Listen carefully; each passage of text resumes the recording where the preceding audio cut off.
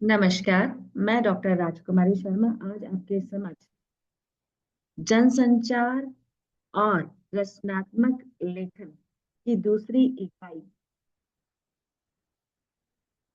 इकाई का पहला शीर्षक लेकर उपस्थित हुई हूँ, जिसमें प्रिंट माध्यम के लिए लेखन के अंतर्गत दो शीर्षक लिए गए हैं: साक्षात्कार और यात्रा अनुभव लेखन। पहले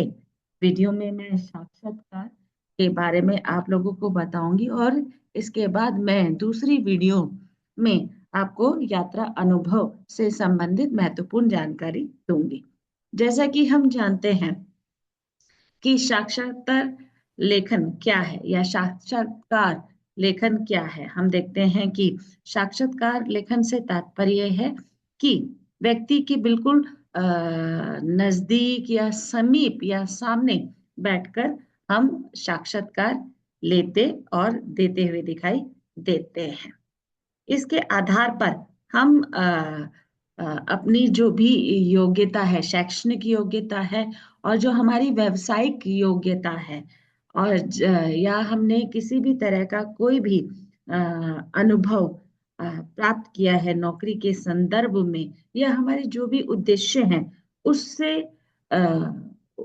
के उपयुक्त या उसके रूप में हम मूल्यांकन के आधार पर प्रश्नों का उत्तर देते हुए दिखाई देते हैं। कहने का तात्पर्य यहाँ पर है साक्षात्कार दो या दो से अधिक व्यक्तियों के बीच एक औपचारिक यानी कि मौखिक वार्तालाप होता है, जिसमें व्यक्ति अपनी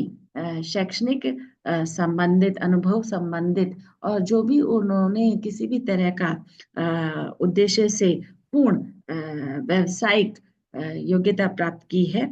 उसके आधार पर प्रश्नों का आवागमन होता है। हम देखते हैं कि साक्षात करते समय हम देखते हैं कि विशेष रूप से ध्यान रखना अत्यंत आवश्यक है।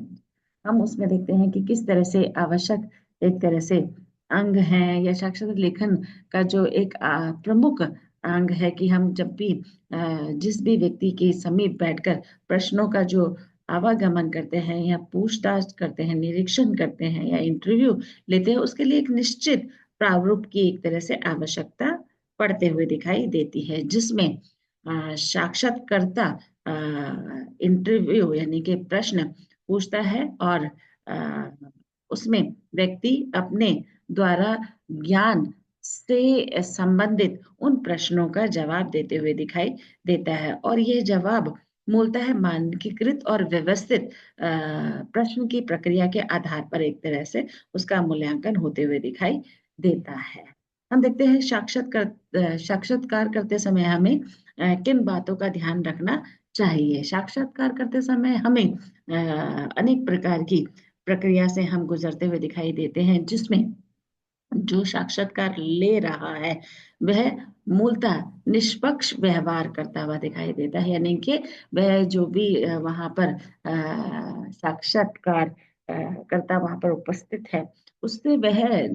निष्पक्ष रूप से प्रश्नों का आवागमन करता है और उसका निर्णय भी निष्पक्ष व्यवहार के अंतर्गत करता हुआ दिखाई देता है, यानी कि उससे किसी भी तरह की कोई भी रंजिश वह नहीं रखता है। और अगर प्रश्नों के जवाब सही देते हैं तो हम नौकरी के संबंधित उसमें उसको स्वीकार करते हुए दिखाई देते हैं, यानी कि उसके पक्ष में अपनी क्रिया प्रतिक्रिया देते हुए दिखाई देता है। दूसरा है तार्किक। हम तर्कों के आधार पर यानी कि तर्कों के आधार पर, तथ्यों के आधार पर प्रश्न पूछते हुए दिखाई देते हैं, चाहे वह साहित्य से संबंधित है या अन्य विषय से संबंधित होते हुए दिखाई देते हैं। पारदर्शी होना। हम देखते हैं कि पारदर्शी यानी कि ट्रांसपेरेंट होना बहुत जरूरी है। उसमें हम किसी भी तरह की कोई भी द्वेष या किसी भी तरह का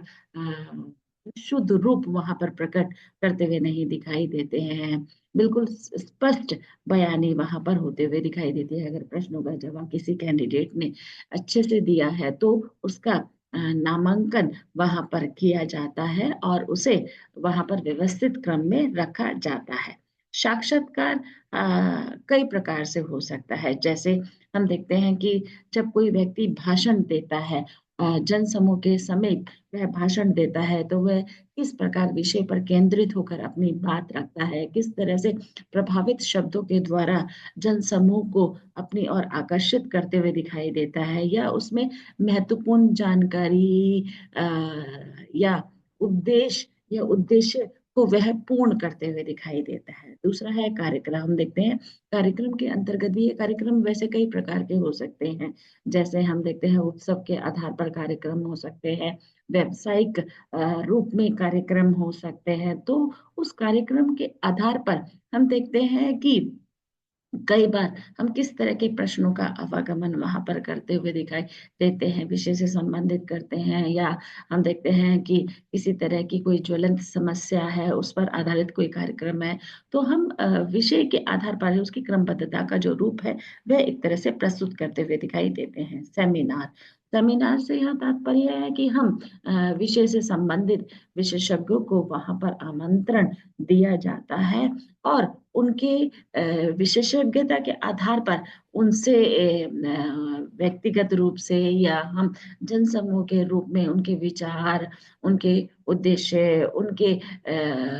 विद्वत्ता को एक तरह से हमें जानने का मौका मिलता है उनके वक्तव्य के द्वारा। कई बार हम देखते हैं घटनाओं पर भी कई तरह के साक्षात्कार होते हुए दिखाई देते हैं। जैसे किसी की आत्महत्या पर, या हम देखते हैं किसी तरह की घटना अगर घटित हो गया, या ज्वलंत समस्याओं पर भी हम देखते हैं कि अनेक प्रकार के साक्षात्कार होते हुए दिखाई देते हैं, जिससे व्यक्ति उस समय पर निर्धारित जो समस्याएं उत्पन्न हुई है और उन समस्याओं से लोग किस तरह से पीड़ित हुए हैं और उनका साक्षात्कार लेते हुए दिखाई देते हैं। अ,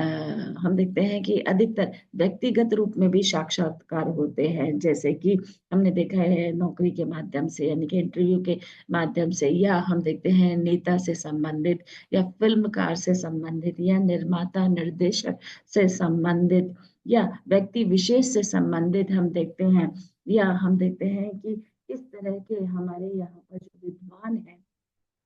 अलग अलग विषयों से संबंधित, उनके भी हम व्यक्तिगत रूप में एक तरह से साक्षात्कार लेते हुए दिखाई देते हैं और उनसे उनके जीवन क्रम, उनके संघर्ष, उनके द्वंद, उनकी सफलताओं को एक तरह से उनके साक्षात्कार के द्वारा जाना जा सकता है।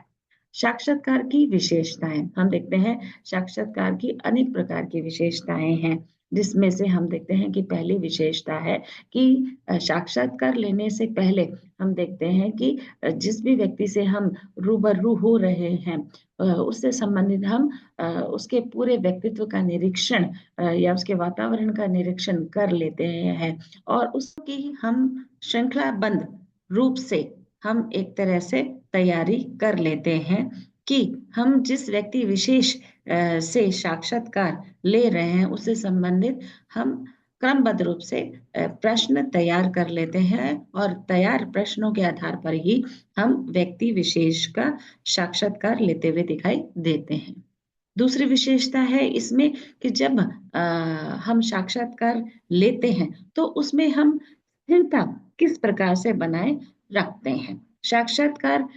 लेने की दूसरी विशेषता प्रमुख रूप से है कि अगर हम जो भी प्रश्न तैयार कर रहे हैं और उस प्रश्न को तैयार करते समय हम व्यक्ति विशेष के सारा मूल्यांकन यानी कि निरीक्षण करने के बाद मापदंड के आधार पर उसका एक तरह से साक्षात्कार लेते हुए दिखाई देते हैं और उसमें हम स्थिरता बनाए रखते हैं कि वह प्रश्न का जो जवाब है बहुत ही ठहराव से दे पाए। तीसरा और अंतिम है इसमें कि जब भी हम साक्षात्कार लेते हैं और लेने के आधार पर हम देखते हैं कि प्रश्नों का सही क्रम में उत्तर हमें निष्पक्ष रूप से मिल रहा है, उसमें किसी भी तरह का कोई भी कश्मकश नहीं है और सही प्रकार से व्यक्ति के जीवन से संबंधित या उसके संघर्ष से या किस तरह से उन्होंने नौकरी के संदर्भ में अपना जो मूल्यांकन होते हुए देखा है उसका अर्थ वहां पर प्रकट कर पाए। हम देखते हैं कि विशेषताओं के साथ साथ हम देखते हैं कि साक्षात्कार के कुछ लाभ भी हैं उसमें हम देखते हैं कि साक्षात्कार लेते समय हमें व्यक्ति का जो एक तरह से विश्वसनीयता का जो भाव है, वह एक तरह से बनाकर रखना चाहिए, क्योंकि हम उसी विश्वास के आधार पर उन प्रश्नों को पूछते हैं जिसके आसपास उनकी योग्यता निर्धारित होते हुए दिखाई देती है। उदाहरण के रूप में अगर हम किसी से सॉफ्टवेयर के बारे में अगर पूछते हैं, तो वहां पर हम पूरी जानकारी लेकर जाते हैं कि कितने प्रकार के सॉफ्टवेयर हैं और इन सॉफ्टवेयर का कहाँ कहाँ पर प्रयोग हो सकता है, इन्हें कैसे कैसे डाउनलोड किया जा सकता है। अगर हम देते हैं किसी साहित्यकार से कोई प्रश्न का रूप रखना है, तो वह उनकी रचनाओं के आधार पर हम प्रश्न एक तरह से श्रृंखलाबद्ध रूप से तरीके से तैयार करते हुए दिखाई देते हैं। तो इस रूप में हम देखते हैं साक्षात्कार लेते समय हमें कई बातों का विशेष रूप से ध्यान रखना चाहिए, और हमें व्यक्ति विशेष के वातावरण, उसकी योग्यता, जो भी उसने अपने स्ववृत्त आपके सम्मुख रखा है, उसके आधार पर हम उसका साक्षात्कार लेते हुए दिखाई देते हैं। धन्यवाद।